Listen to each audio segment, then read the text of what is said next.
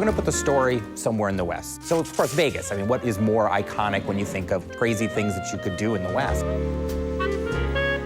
I think that was really the inspiration for the story, in a lot of ways, was looking back at the history of Vegas. We really think of it as a side story. In a lot of ways, we're revisiting stuff from the original 2 games, but it stands on its own.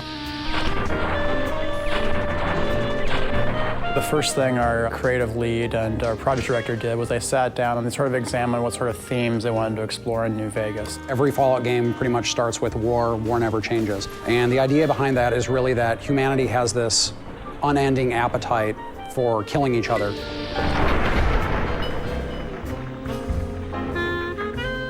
Thematically, if you're going to do a game about Vegas, you have to deal with the theme of greed. And so that's something that kind of suffuses the game. We've tried to do a lot of reversals with the title, so sometimes we're going to show you why war is absolutely necessary. Fallout New Vegas is a post-apocalyptic role-playing game. It's set a couple of hundred years after a cataclysmic nuclear war between the US and China, and it takes place at a time when the city of New Vegas is actually being rebuilt. What ties the story in is the themes of Fallout. It's always centered around water. Where are people getting water? And in case, there's a big area right around Vegas that has a lot to do with water. Hoover Dam plays a massive role in the game. Hoover Dam is like the pot of gold that everybody is fighting over, because in this post-apocalyptic age, to have something that can produce electricity and also water is worth, everything. Fallout 3 starts with you being born, and you're a baby, and you go through your young adulthood until you leave the vault. In New Vegas, we wanted to say you start the game in a very Vegas sort of cliche style almost. You are shot in the head and dropped in a shallow grave, so it starts with essentially your would-be death. After you're shot and left for dead in a grave, you might have some desire to go see what the whole murdering business was about and why he wanted you dead in the first place. In the course of trying to resolve that one conflict, you get pulled into larger events. So in this case, you're trying to find the people that killed you and what they were trying to get from you. In this case, it was a package you were carrying. So, of course, as you go around, you find out that what you were carrying is centrally tied into this major conflict in the area between New California Republic and Caesar's Legion and Mr. House, who's the guy that sort of runs the strip in New Vegas. Player freedom is very important in the Fallout series, and when we allow the player to basically have a choice in what they do and how they do it, by leaving the plot open in a way that basically they're just learning what's going on in the world, it gives them a lot more freedom in how they want to learn that information. The leader was a New Vegas type. Typical city boy. He had a bunch of great cons with him, probably hired guns. A lot of the story that comes out of a Fallout game is through the player's own experiences. What you want to do is get them a lot of hooks to adventure with and sort of bounce their own ideas off of and their own experiences. Like a lot of role-playing games, but I would say even more with Fallout, it's about choice. Do I want to be the nice guy? Do I want to be the bastard? I mean, they can go through the game just blowing everyone away at a moment's notice. They can level whole towns. They can kill everyone all the way up to the very end of the game. And we also want to make it possible for those that want to be very pacifistic and more speech-oriented and try to be a good and all-around good person. They can just leave the story, go off into the desert, go into some crazy vault, come out, just pick it up again. They can shortcut parts of the story. Really, I said, it has to start like this, and it has to end with some big conflict between humans about very human concerns. But where you go along the way is sort of what we've been defining over the course of the development process. Another thing about the Fallout quote-unquote story is what you're trying to do is just make sure that the characters you present in those environments, you want to give them a lot of depth. You want to give them a lot of purpose. There are too many characters for me to count how many we're introducing. This game is not, it's set in the future, but it's set in an alternate future. So we can take a lot of inspirational sort of figures from Vegas history and use them as sort of ideas for new characters or main antagonists. So one of the major characters, Benny, is sort of like, if you look at his sort of visual look, he's kind of inspired a little bit by Bugsy Siegel. Ring-a-ding, baby, ta-ta. We have a kind of enigmatic overlord of New Vegas named Mr. House, who is patterned after the historical Howard Hughes. Now, because of your carelessness, Benny has fled the strip. Caesar is the head of this rather frightening faction called Caesar's Legion that's looking to conquer this region. I want Mr. House knocked out of the game. A quick 1-2 punch. These bizarre characters and their sort of twisted things that they do, it's a really big part of the setting, and it's important that Even though we have these terrible situations that people are in, they're punctuated by these moments of bizarre humor. Please don't do no harm to me, mister. At least the way it's not my face. All I got left is my rugged good looks. Because the people you meet at different points in the game can actually join you as companions and actually fight alongside you, that sort of gave us a really strong opportunity to have them reinforce the story. People are really going to enjoy our companions. Raul is very distinctive. He's a ghoul that has been traveling up from Mexico for like hundreds of years, basically, and just living in the desert. And so he has all these crazy stories to tell and really interesting personality. I'm not much use besides being a portable encyclopedia, really. I guess you could use me as a packed Brahmin. People really enjoy being part of certain factions in games, participating in the faction politics, and using their influence within an organization to sort of change the game world. You have these large factions that you're really going up against with very different desires. Like one is just, I just want to take over the world. One is, I want Vegas to survive and me always on top. They can side with the New California Republic in the war effort. They can side with Caesar's Legion. They can choose to support Vegas, or my personal favorite is that you sort of blaze your own destiny. And depending on the alliances you form with these factions, that sort of determines the future and fate of the world. The environment is genuinely reacting to what you do as the player. You have a pretty extraordinary amount of control over the outcome of the game.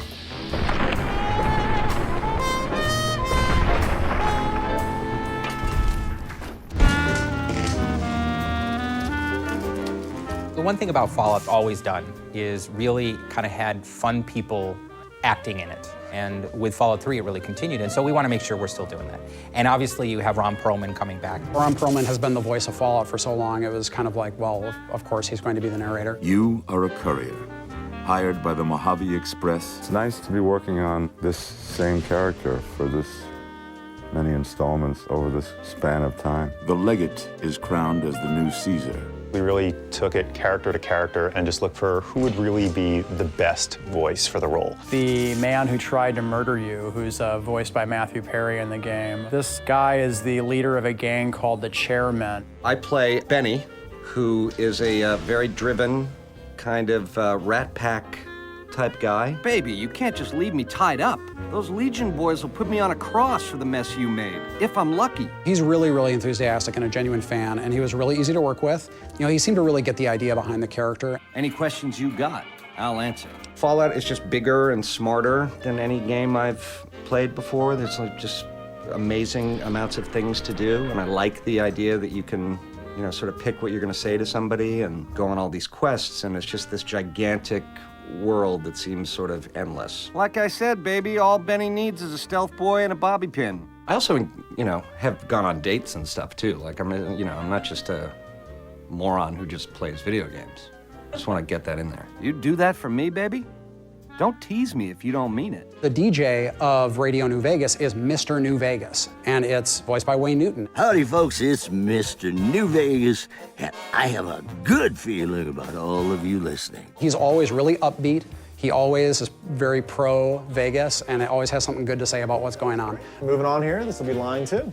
Well, you know what that means, folks. Time for some news. Of all the things that I have done in my career, and I've done one or two, this has been the one thing that I have looked forward to because it was so out of the realm of what I have done in my career. This is Mr. New Vegas wishing you ladylike luck tonight. I didn't have anything to do with being called Mr. Las Vegas. It was just the fact that I worked here so much and it wouldn't leave.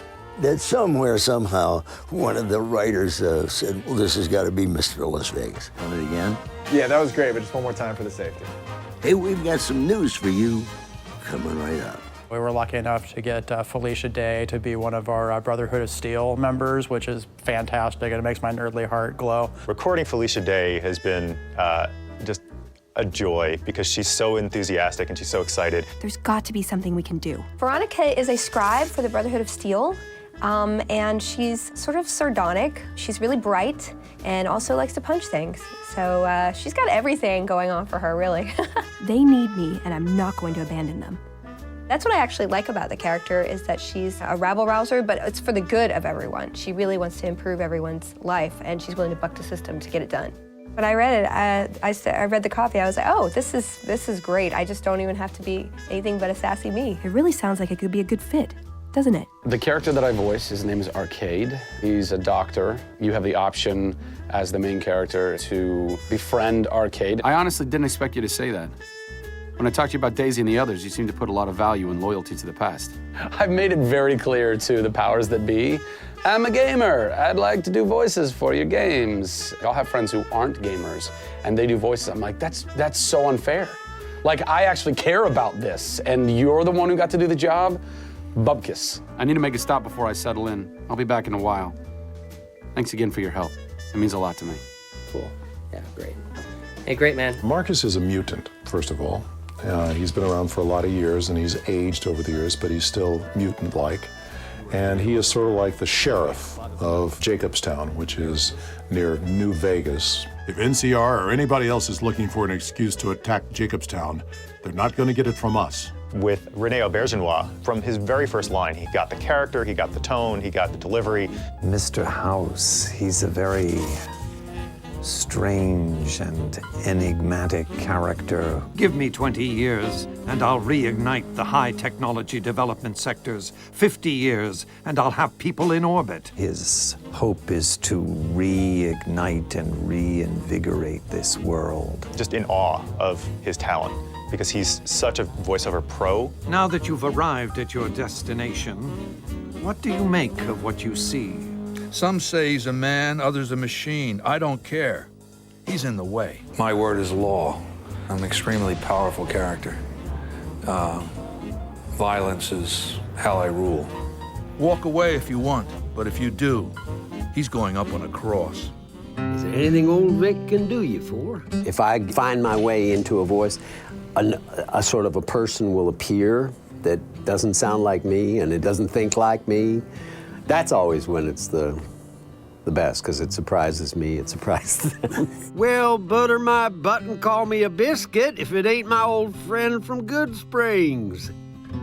I can throw the gun at him if you want, boss. Raul is like a very smart old ghoul. He's got a lot of wisdom and a lot of experience, you know, so he uses it sparingly, but he's pretty sharp. It was early on. We didn't know just how serious it was out there.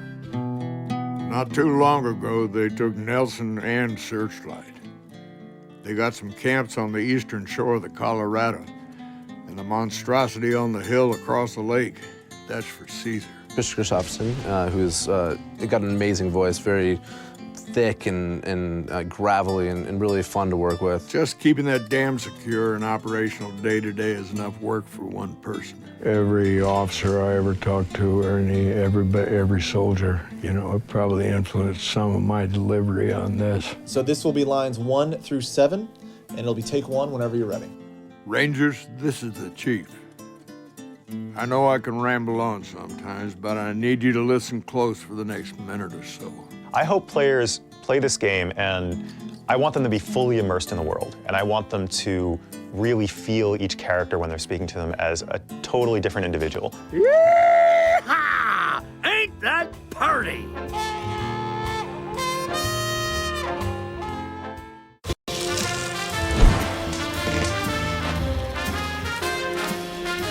A lot of what we had to make sure that we did with the art style was to, in essence, make it still feel like the post-nuclear world that it was. And that is the kind of the weird 50s, but 100 years after the 50s, if the 50s just stayed the 50s, and then bringing in this idea of Vegas. Josh had one of the first team meetings, and he talked about Vegas as being one of his ideas, but more importantly, that it'd be the Rat Pack era.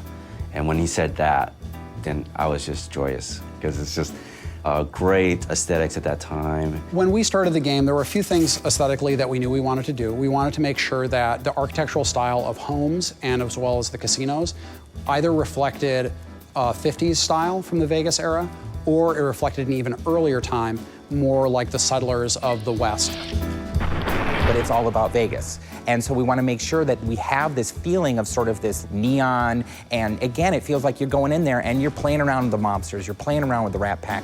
So much of Fallout is bleak. Everything's been blown up in Fallout for the most part, but the Las Vegas Strip is unique in that No nuclear weapons hit it, so when you go in, you're immediately struck that this is really one of the last places that still feels like old civilization. Our team, I think, got up to, including animators and myself, we're about 22. We have a lot of great people here, character artists, we have concept artists, world builders, prop artists, and they all have different backgrounds.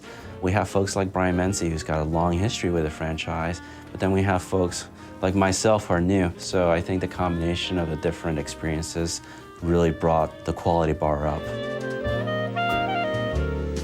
It takes a lot of work and a lot of people. Usually what we try to start off with is just a general idea of what are the main things we're looking to see in different parts of the world. There's tons of images out there, so a lot of it was just looking at the strip in the early 50s and early 60s, just to see what was different about it then. Joe Sanabria had a pretty good lock on the style of Vegas itself and the casinos. I wanted to sort of immerse myself more in especially the desert sort of style. I took a motorcycle trip through the desert, basically going all around the outskirts of Vegas. Traveling by motorcycle, you get a lot more opportunity to sort of see the area around you. This is just a different feeling from driving in a car, I think. And I just went all around there and I took pictures. I sort of paid attention to the type of flora that was really distinctive. Obviously, you have Joshua trees and then certain types of cacti or wildflowers and things like that. It was basically just a nice inspiration for, you know, just the kind of feeling of being out there. I try to take a lot of opportunities to see what Vegas looked like from different positions. You know, what does it look like when you're coming up from I-15, or what does it look like when you're way up in the mountains west of the valley? It was a nice way to see the environment and get a feel for what it was like. We wanted to make sure that this environment felt like a Fallout setting, but we also wanted to make sure that it was a distinct shift from the Capital Wasteland. You know, this is very, very far away from the DC area, and it's such an important part of the game, that feeling of exploration and looking around.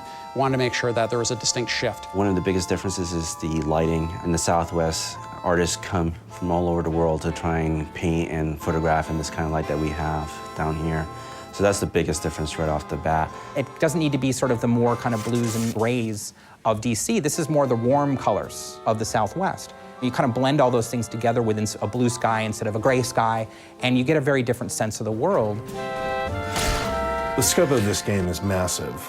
You have basically a city in the middle of this area, and then the territory stretches all around the city and does stretch out all the way to Boulder City and to the dam. When doing Vegas, we didn't want to neglect any of the surrounding areas around Vegas. We wanted to make sure that we had Fremont Street realized, and we have a location called Freeside in the game before they even hit Vegas. And I think once they get a taste of that, they're going to be suitably intrigued to go, okay, well, if that's Freeside, hell, I wonder what Vegas is going to be like.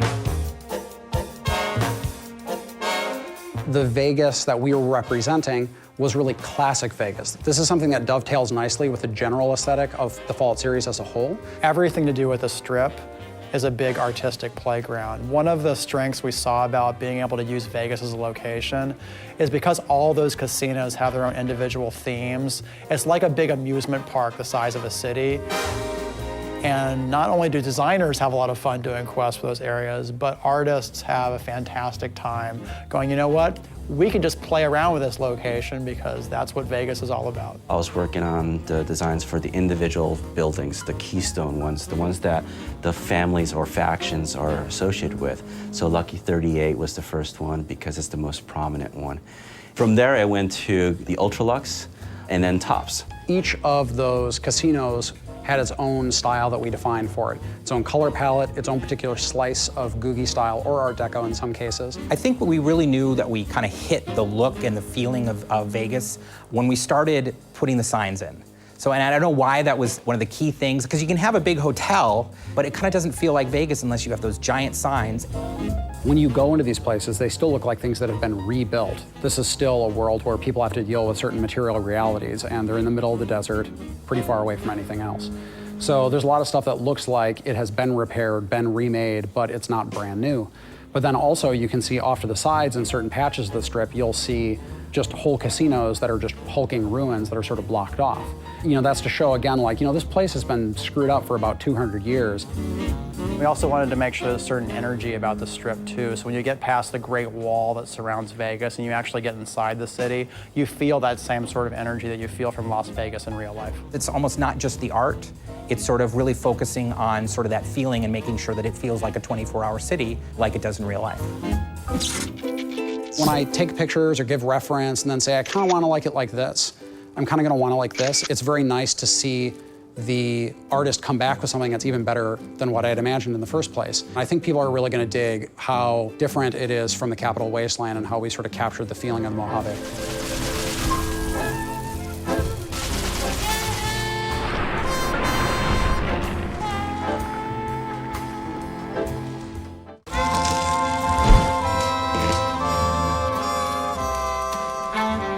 People who I knew who'd never played role-playing games and certainly had never played Fallout, curse them, they picked up Fallout 3 and started playing it. Had a fantastic time, which, you know, kind of surprised me because I always considered Fallout 1 and Fallout 2 to be very much a role-player niche market. Fallout 3 kind of bridged that gap where it's like, you know what, it's easy for you to get into this game, and once we've got you trapped there, there's a lot of complexity and a lot of things for you to do, and we've got you hooked. We wanted to make sure, when looking at the mechanics for the game, that we weren't trying to reinvent the wheel. A lot of people like Fallout 3. A lot of people like Fallout 3. So the experience should feel familiar to them. There were places where we could give them more options and more interesting sort of tactical choices to make, whether that's in the role-playing game system or in the combat system or just in general in the game. We wanted to explore the ways that we could do that. The whole premise of Fallout is about giving the players at least 3 ways to solve each quest. Like, one of the big strengths of Fallout is it has a very detailed character creation process, and that process, right down to each individual skill, individual perks you've chosen, the game world specifically reacts to those things. That's kind of one of the design philosophies for the franchise. I think that people are going to notice in the conversations that we try to let the player in on what the mechanics are a lot more. When skills are being called on or when reputation is being called on, instead of hiding things from the player when they don't qualify to do something, we always show the player to let them know that there's something there. By highlighting those things, the player knows, like, oh, okay, so if I read the skill magazine or if I come back in another level or if I take this chem, maybe I can make this check. There's a lot of angles to this caper, complexities aplenty. When it comes to our faction mechanics, we're a lot more transparent about when that is triggering something. So when you go to a location and someone says, hey man, you can't come in here, it'll say like NCR reputation. You know, it's like, we don't know who you are, or you've killed our officers in the past, like we're not gonna let you into this place. Those sort of mechanics, I think, are gonna be a lot more transparent than they've been in really any Fallout game. When it comes to going through combat and just having a lot of fun with combat in Fallout New Vegas, we wanted to take what was in Fallout 3 and really expand upon it. And so we've kind of done a lot of tweaks and changes and things like that to really kind of expand the fun of sort of this blend between almost like a turn-based game, which you can do through VATS, or, you know, just being straight FPS. If the person wants to play the game just purely as a shooter, I do think that they will find it in some ways easier. They will find the responsiveness a lot easier to deal with. We've basically overhauled the way combat works and how damage is calculated and how targeting works.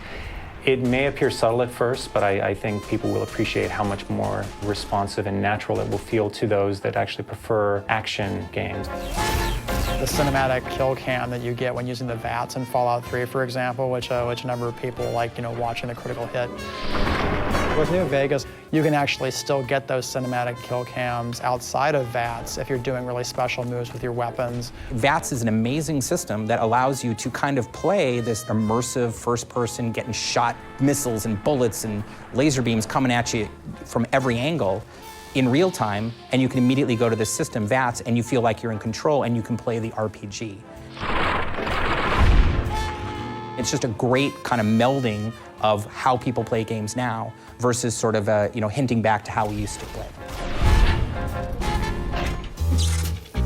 Even a really skilled player, they still have to play the role-playing games statistical system. So they have to advance their character, get more hit points, get better equipment, and then they can tackle those challenges. If they try to take a low-level character with low-level equipment into a high-level area occupied by Deathclaws or Nightkin super mutants, they're gonna die. Like, it's really, really hard and challenging. When a person comes up to a conflict, we want them to go through a thought process. It doesn't have to be a long or exhaustive one, but when they say like, do I really want to go in there? Like, you know, they look at their stuff and they're like, okay, I'm gonna go for it. We also wanted to make sure that the mod system for our weapons was very easy to access and use. We went through a number of things where we thought, well, you gotta go to a workbench and you gotta do this and you have to have this skill. But when we came down to it, it's like, well, if you buy these things, you wanna put them on your weapon right away and use them. So when you go into your inventory, you just look at the weapon, you press a button, it shows you the mods for that weapon, you attach them and you back out. So it's a very easy to use system, and it's mostly about just the player deciding, do I wanna spend the money on this mod and do I think it'll be useful? What we try to do in New Vegas is give each of the melee weapons that you have in the game their own particular special move depending on what your melee skill is. The golf club, for example, has its own special ability called 4, where you can just sort of tee off and then do a massive knockback attack on an opponent if you have a high enough melee skill. They're incredibly easy moves to pull off with the controls. They're just a little option that pops up, and then once you fire them off, they cost a little bit more action points than a normal attack, but the results are definitely worth it. We want them to come in and go like, wow, this feels familiar, but sharper and nicer, and it feels like I have more options, because we don't want people to fall into a sense of boredom like, I've already seen this before. So they get into it, it's easy to get into, and then they go, oh, I have weapon mods I can put on these things. Oh, I have these skill magazines I can use to boost things. Oh, I have this thing I can use now. So by doing that, the player, you know, can ease into it, but then they have a lot of flexibility to sort of learn new things over the course of the game.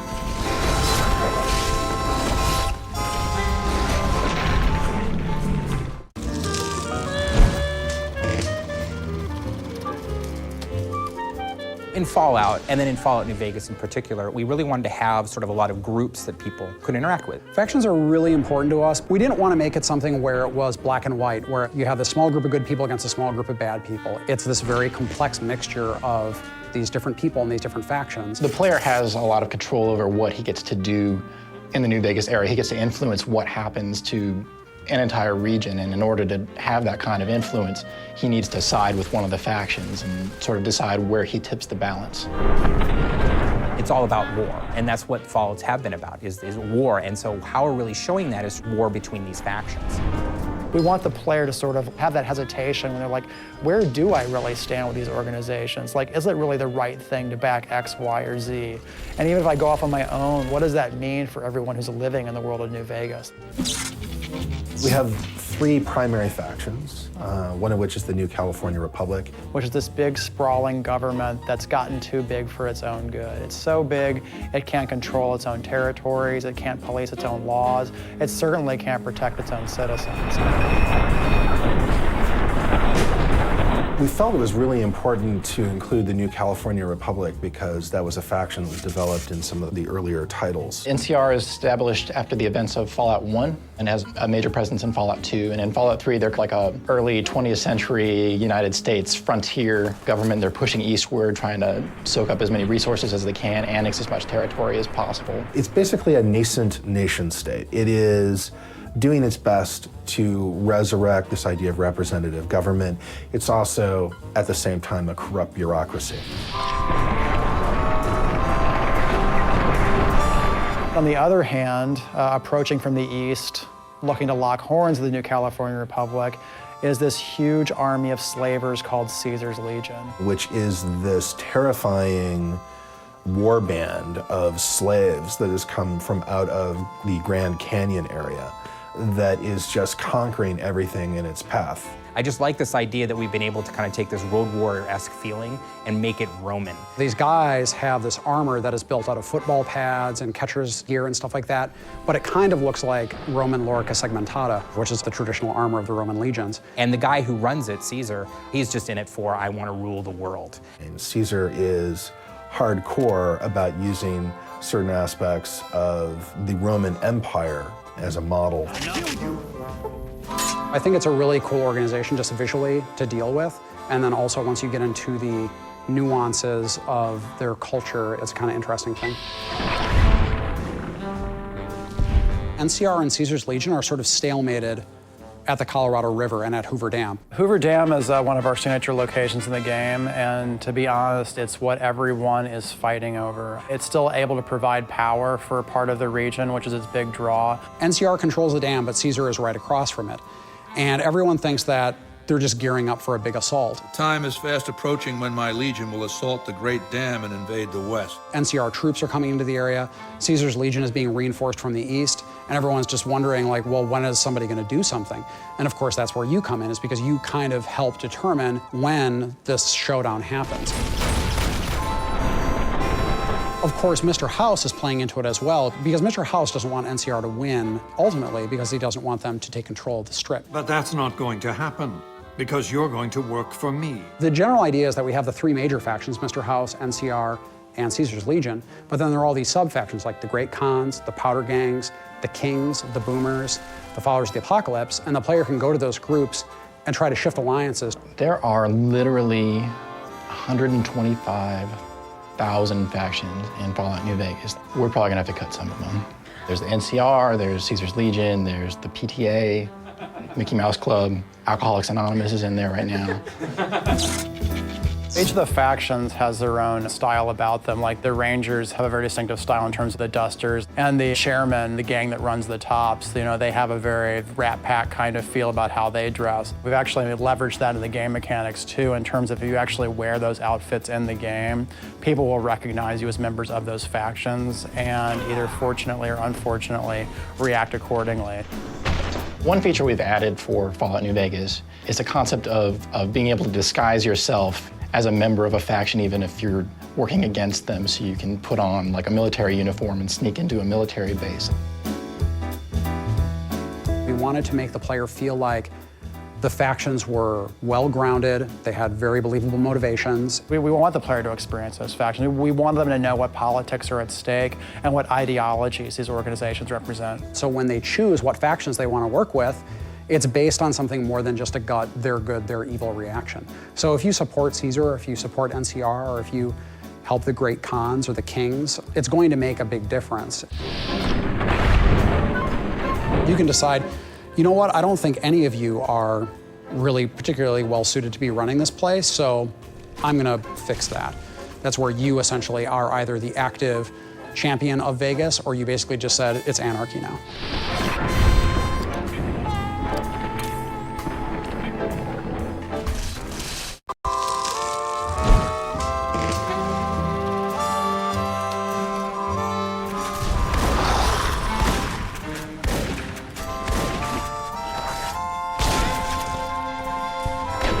Our audio designers have put a lot of effort into sort of changing the sound. Part of it is because our environments are so open and there's so much desert involved, they wanted to make sure that they had distant sounds and close sounds. What we do is we take the Fallout 3 weapon assets and we have repurposed them so that they sound a little more like they're in the environment of Fallout New Vegas. So you hear the rapport of the sound bouncing off of the different spaces and in the mountains in the background and all that.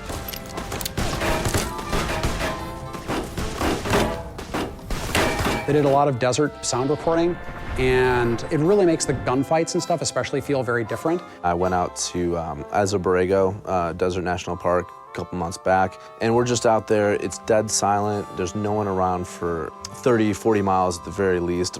We're out there digging through the rocks and causing rock slides down there.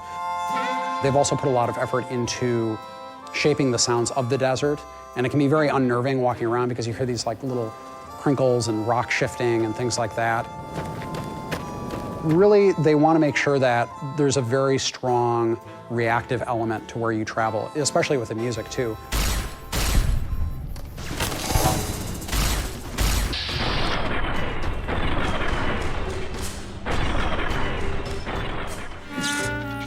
When it comes to the music of Vegas, it's sort of almost like the contrast between the world that we're gonna get to run around in. It's the desert and it's what's going on there, and it's the Strip. And those are two big things that we almost had to think very differently about. We're working with Inan Zur again, and Inan was really excited about the sort of shift in locations. I feel that going on this game was sort of like a coming back experience, but also a whole new one. He's been working with Scott Lawler on a bunch of actually kind of experimental sounds to go into our music.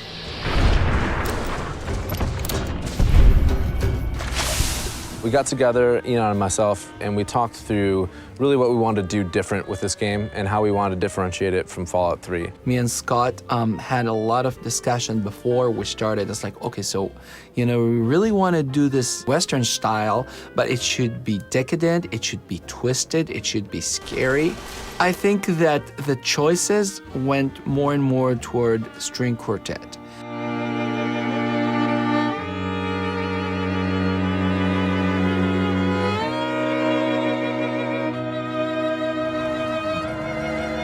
The reasons we chose that is I wanted the score to be very textural and have this sort of grit to it that you can really get from those close mic'd instruments as the rosin moves across the strings.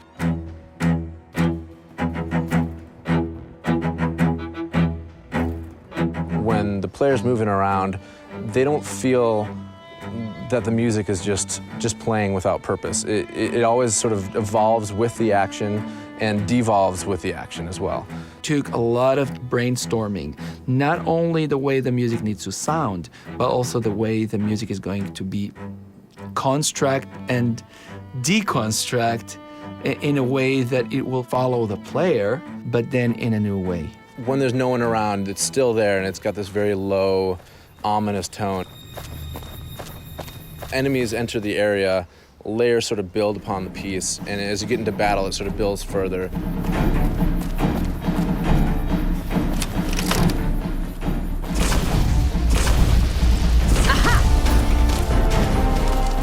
But then we have to take it into Vegas. The strip itself will be a very interesting challenge because we want to, of course, have the ambient sort of feeling, but also once you get into the strip, a lot of the radios in that environment are playing Radio New Vegas, which has Mr. New Vegas, which is Wayne Newton, and we'll have sort of classic songs of the era. It really just kind of went from there, and it was smooth, and working with Inan was an absolute pleasure. He came up with amazing pieces. It was exciting to come to work and look at my inbox and find, these amazing pieces of music every day. People are understanding that music for computer games is something that needs to be a very, very high level. I feel the pressure. I feel the demand. But for me, it's just fueling me. It's not really, scaring me.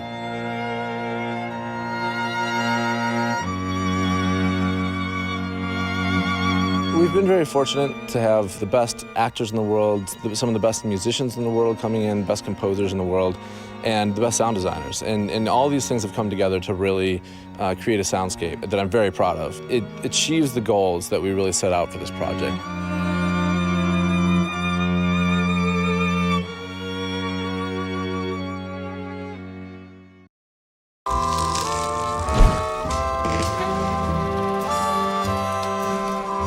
One of the things that we try to do is think about both technology that people would make or utilize in the new world, or things that are pre-war that people are trying to get working now that they're sort of putting the pieces back together. Obviously, Fallout has the whole, what people in the 1950s viewed the future to be like, which, immediately becomes a huge playground for, let's try this kind of blaster and this kind of laser weapon, this kind of energy weapon. It's not microchips, it's vacuum tubes. It's not hard corners, it's rounded corners. It's the ray gun instead of the M16.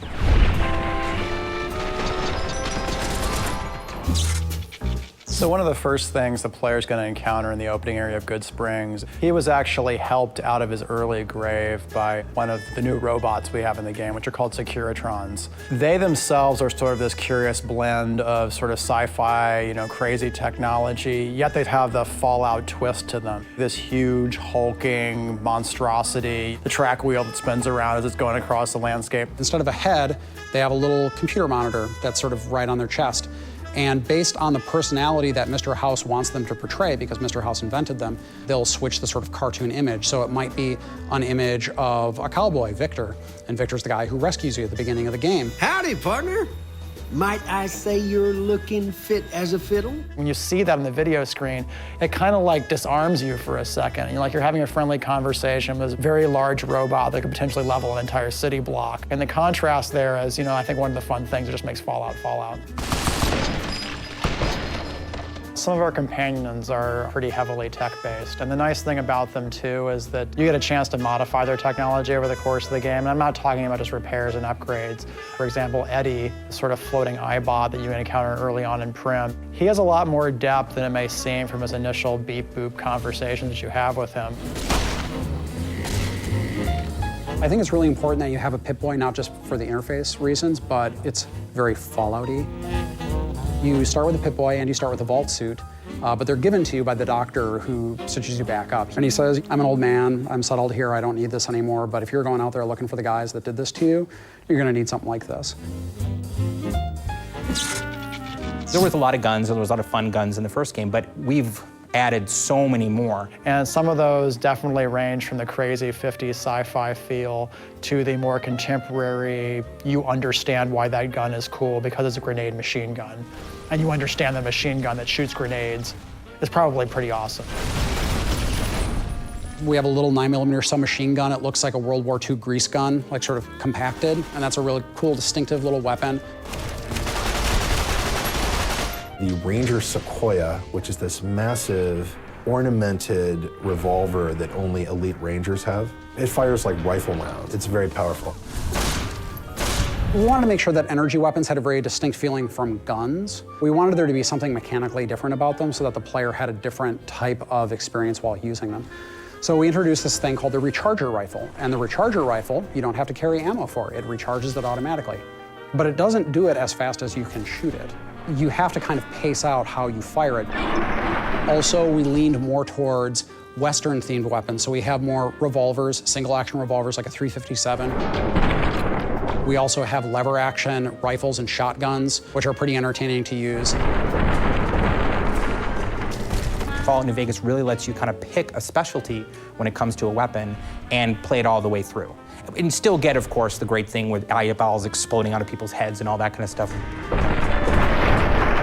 Maybe there's something wrong with me, but I enjoyed it every single time. One of the big centerpieces is Helios 1. We have this company in the Fallout universe that's been around for a long time called Poseidon Energy. And a lot of their projects are seemingly benevolent or seemingly just sort of general energy projects, but they often have a sinister application. When you go into it, what you can eventually learn is it's actually powering these terrible lasers called the Archimedes laser system. And eventually you can get like this little ray gun called Euclid's Sea Finder. And all it's doing is it's finding the C point on a triangle so it can shoot an orbital laser down at whatever you shoot at. This ridiculous little teeny ray gun that you go around and go, meep, and then just it blasts this huge area.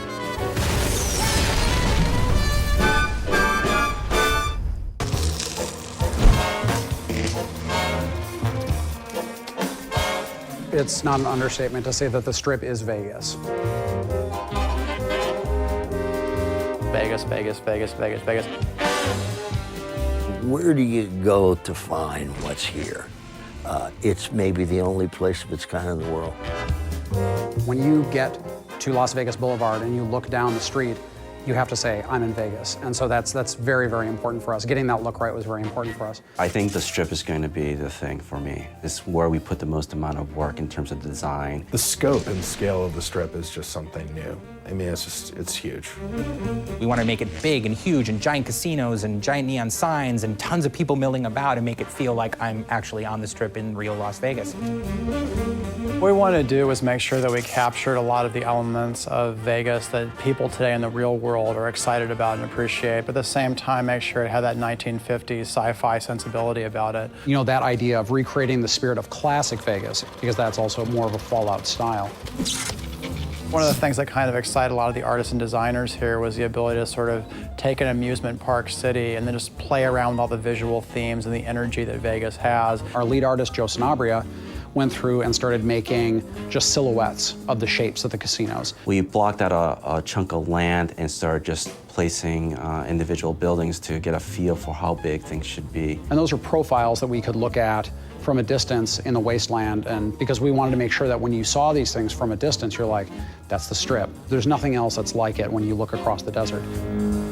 While I was working on those, the artists were making proxies of those buildings, very low-res versions of them, just so that we could get an idea of how they would fit in the map. And then once we got onto the Strip itself, we started building them up, building the details, the lights on them, looking at it during the day and at night, and then populating it to see what it looked like as a living and breathing environment.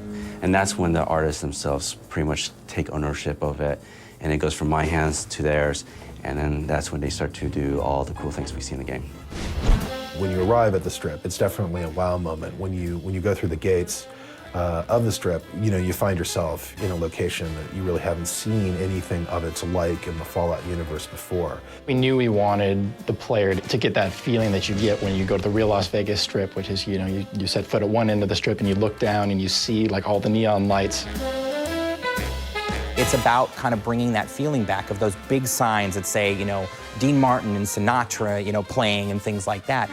We're going to examine all the different vices in human nature, spread those amongst the casinos on the Strip. What are the main themes of Las Vegas when you go there? And things that always come up are, luck, sleaze, luxury, organized crime. Each casino has its own theme and its own feel, and as soon as the player goes into it, they get it. You have the Tops, which is run by a tribe called the Chairmen, and they really harken back to the Rat Pack. Everything about it is very Rat Pack oriented. Benny is very Rat Pack oriented. And so it has this whole theme goes throughout it. Then you also have Gomorrah, which is run by the Emeritus, who are basically like the mob past of Vegas. The whole point of the casino is sort of a sex sells kind of idea. As soon as you step into the door, there are flames going up on either side of you. There's the demonic statues off in the corner. Women dancing in cages and prostitutes literally walking around and soliciting you while you're trying to gamble. It's also, of course, one of the most profitable casinos on the Strip, because you have a lot of servicemen from the New California Republic Army who are going to the Strip on leave. This place smells like booze and sex. That's why I always come back. Mr. House's casino, the Lucky 38, that has a very mausoleum feel about it intentionally. So when you go in there, you feel like you're actually walking into an ancient crypt, a part of the old world that hasn't been touched. And that's supposed to reinforce a lot of his character in that location. We also have the Ultra Lux, which is the super ritzy casino. Big, high dome, very nice people greeting you and being maybe a little too well-mannered with you. I am at your service. Ultra Lux is all known for basically being high society. And so you can kind of hobnob with the wealthy elite that do visit the Strip because they tend to stay there. You look like you'd be more at home at one of the other hotels. I think a big part of Vegas, no matter what time period it's gone through, each casino is trying to sort of carve out its own particular theme and niche. And it was a lot of fun coming up with those styles for the casinos, specifically in New Vegas.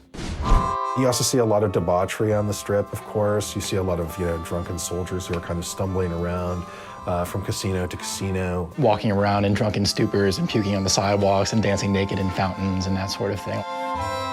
Securitron robots will roll out of there and patrol the Strip quietly, just day in and day out. So if you show any iron on the streets or start shooting, those guys will take you out.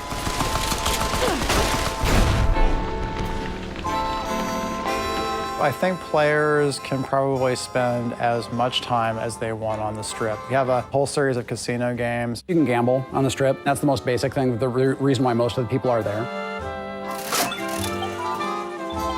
There's an extensive series of quest lines that go on within the city, as one might expect. Players should have plenty to do.